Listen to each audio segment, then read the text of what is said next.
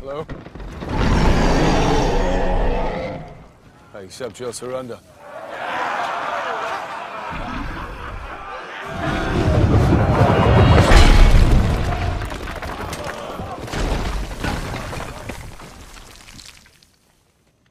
Anyone else?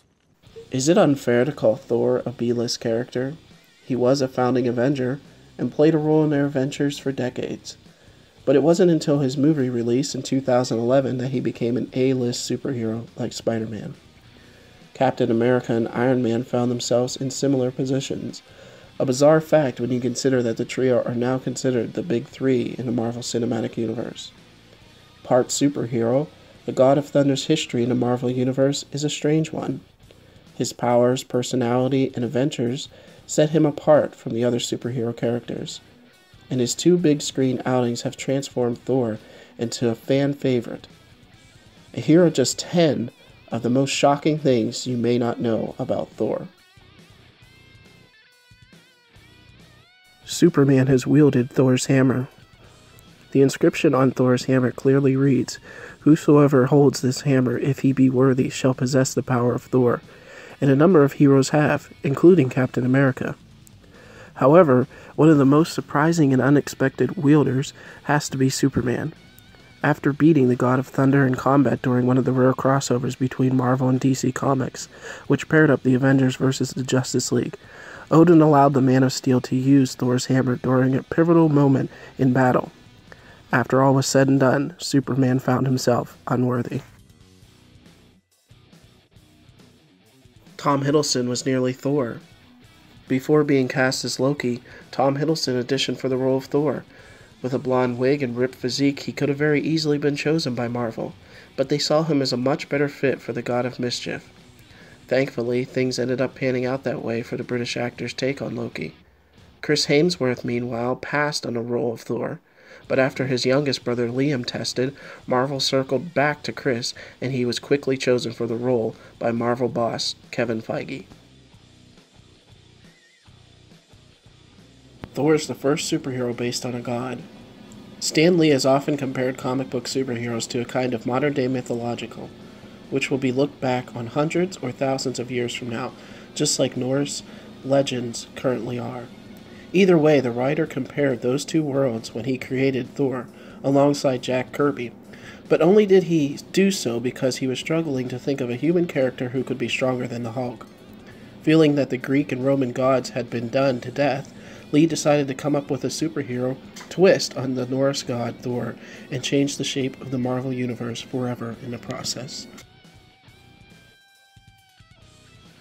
Thor's long journey to the big screen. Thor's journey to the big screen was not an easy one, with one attempt close to $300 million in budget and Matthew Vaughn bailing on the movie, which would have focused on the God of Thunder's years as a Viking. Those came about the early 2000s. But Sam Raimi was very close to helming the Thor movie back in the 1990s. Baffled 20th Century Fox executives couldn't get their heads around the idea, though, and the filmmaker would instead go on to direct a trilogy of Spider-Man movies. Talk of a Thor movie continued for years, but it was Marvel Studios who eventually decided to pull the trigger on a risky story. It paid off. He can't actually fly. The sight of Thor flying through the air has become fairly iconic, but did you know that the God of Thunder can't actually fly? In fact, there's a very good reason he holds Mjolnir out in front of him when he's hovering in the sky. He's using the magical hammer to get about. And when he wants to hover in the air, Thor has to twirl Mjolnir like a helicopter blade. That must be exhausting. The movies have so far avoided having him taking the flight, though, too much. Iron Man cloned him. Just like he secretly created a suit of armor to take down Thor, Iron Man also stole one of the God of Thunder's hairs the first time they met. Years later, when Thor was still missing in action, Tony Stark, Hank Pym, and Reed Richards cloned his DNA and created a new Thor, who was a mixture of god and robot. He couldn't be controlled, however, and killed Black Goliath during the Civil War. Hercules later destroyed him. "Thou art no Thor!" And the returning Thor gave Iron Man a thorough beating for doing so. Brian Blessed was cast as Odin, a serious actor like Anthony Hopkins, who has admitted on several occasions that he barely understood what's going on in the script Marvel handed him. Agreeing to play Odin was a shock for Thor's first movie. Back in 2008, though, Brian Blessed was confirmed to play Thor's father, and fans were very excited. Somewhere along the lines, though, the decision was made to replace him with Hopkins, perhaps because Marvel wanted an actor who would bring a greater level of dramatic wit to the role. Blessed is great, but could have veered into being too comedic. He was once a frog. One of the strangest moments in Thor's history came when he was transformed into a frog by Loki. Thor writer Walter Simmons kept the God of Thunder this way for a total of 4 issues during the course of this storyline. Thor even ended up leading a clan of frogs into battle against a villainous horde of rats. He did eventually return to Asgard to reclaim his old form. Iron Man took him down with his Thorbuster armor. When a misunderstanding led to the United Nations threatening to wage war on Thor and Asgard, Iron Man was sent in by the United States to try to calm things down. The stubborn God of Thunder refused, leading Tony to don his Thorbuster armor, which was powered by an Asgardian crystal, given to him by Thor to try to find a renewable form of energy for the world. With powers equal to the Destroyer, Iron Man gave Thor a beating, but the battle ended at a standstill when Thor tore the armor clean off of him.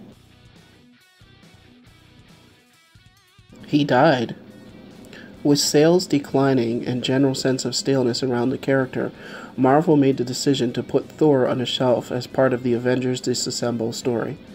He and his fellow Asgardians were placed in a kind of hibernation after Thor found a way to bring the end to Ragnarok, the circle of life and death.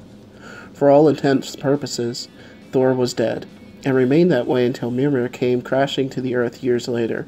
With a new costume and purpose, Asgard ended up floating above Earth, and the character embarked on a refreshing set of adventures. Did you enjoy this list? Did we miss anything? Comment below with your thoughts, and don't forget to hit the like and subscribe button for more content.